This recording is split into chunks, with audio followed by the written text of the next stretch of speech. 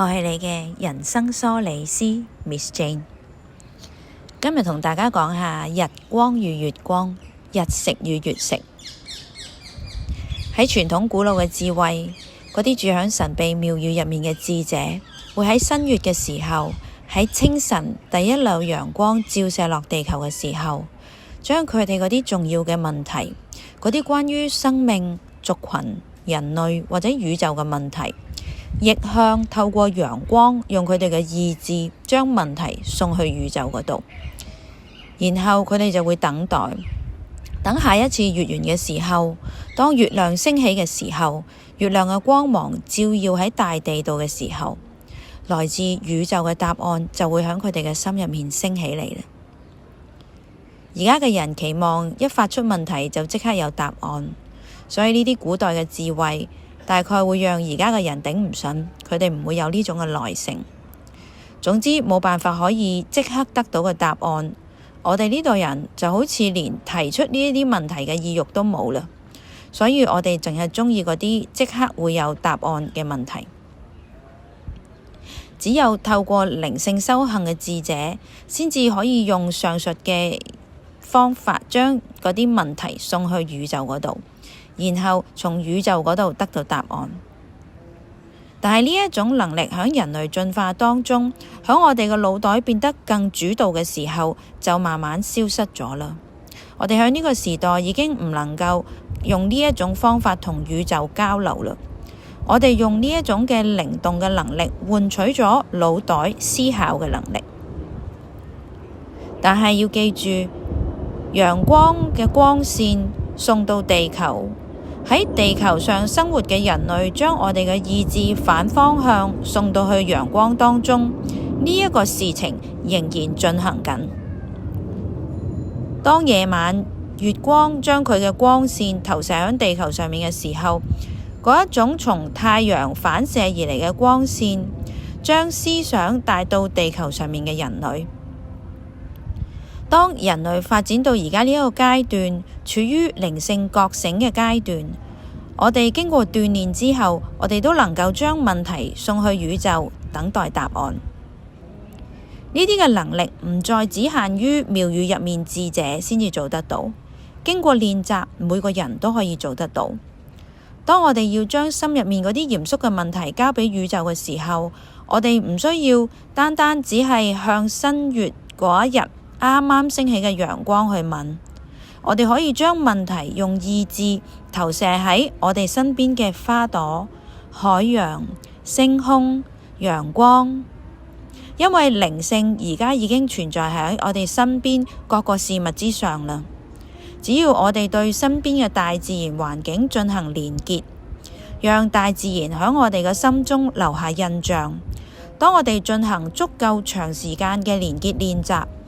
呢一啲存在於大自然當中嘅靈，就能夠接住我哋用意志向佢哋發出嘅問題，然後喺我哋需要做嘅就係等待。我哋需要嘅就係耐性去等待答案。當適當嘅時刻，答案就會喺我哋嘅內心響起，就好似喺荒野之中注入我哋思想入面嘅答案咁樣。當中所需要嘅耐性，可能比我哋想象中需要嘅耐性要多嘅。有啲情況底下，我哋35歲嘅時候，將我哋存在喺內心嗰啲重要同埋嚴肅嘅問題，用我哋意志送出去嘅時候，答案可能喺我哋50歲嘅時候，喺我哋心入面升起。我哋就好似將問題送去太空入面嘅子宮咁樣，我哋需要等待一個適當嘅時刻，答案就會誕生。喺我哋嘅修煉當中，我哋需要獲得區分係來自宇宙嘅答案，還是僅僅來自人類思考嘅答案。而我哋所提出嘅問題，亦都唔能夠係單單為咗取悅自己而發出嘅問題。如果你提出隨機嘅問題，你只會得到偶然嘅答案。利用呢個機制嚟到尋找自我滿足嘅人，佢哋並唔會得到宇宙嘅智慧。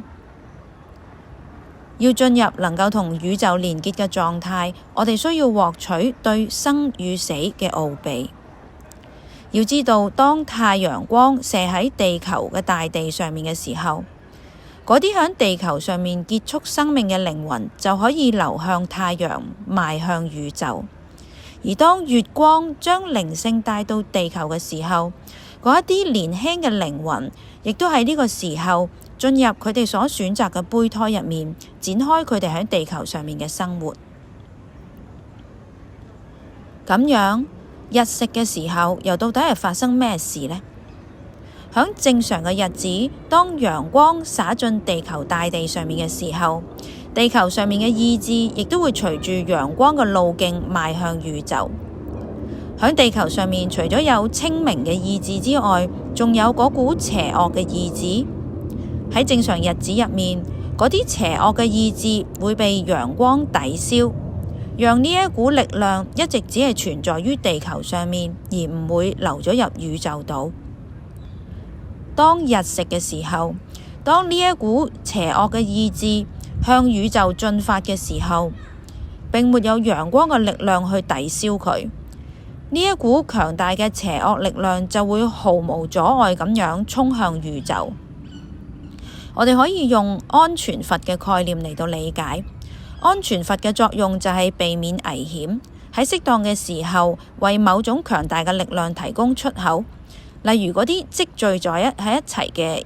蒸汽咁樣，提供一個出口。而喺日食嘅時候呢，佢為地球嗰股澎湃嘅邪惡力量提供出口，以防止邪惡嘅力量太過集中而造成嚴重嘅破壞。月食嘅時候就調返轉頭，嗰啲釋放咗入去宇宙嘅邪惡力量會重新進入地球。嗰一啲邪惡嘅力量會被渴望佢嘅人所吸納，就好似磁石吸引小鐵粒一樣。嗰一啲邪惡嘅力量集中咁樣進入呢一啲嘅人身上面。喺呢度揭露咗地球、人類同宇宙之間係點樣互相交織。人類並唔係單單被動咁樣受到宇宙影響。當我哋了解我哋喺宇宙扮演嘅角色嘅時候，我哋就會了解我哋應該點樣喺地球上面生活。跟住落嚟係一啲可以讓大家思考嘅問題。如果我哋地球上面集體所產生嘅嗰股黑暗嘅力量，其實會透過日食進入宇宙，然後最終會喺月食嘅時候集中咁樣進入某啲想吸引呢一股黑暗力量嘅人體內嘅話，如果我哋唔希望地球上面有另一個希特拉嘅話，我哋點樣可以減弱嗰股集體嘅黑暗力量？咁縱使有人想吸引呢一股黑暗力量，透過我哋集體嘅努力，嗰股黑暗力量唔會太大，而需要黑暗力量嘅人所得到嘅黑暗力量亦都唔會太過多。咁樣對呢一個整個人類發展嚟講係非常之重要嘅。喺呢個事情上面，你能夠付出乜嘢嘅努力呢？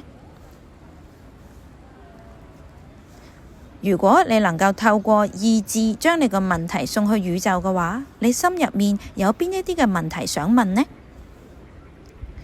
對於人類生命同埋宇宙嘅問題，可以透過靈性嘅練習得到宇宙嘅答案。你希望對呢個靈性嘅練習了解多啲嗎？你記住，我係你嘅人生梳理師 Miss Jane。我希望開啟你嘅靈性練習之旅。聯絡我預約第一次免費嘅人生梳理諮詢 inner.development@outlook.com。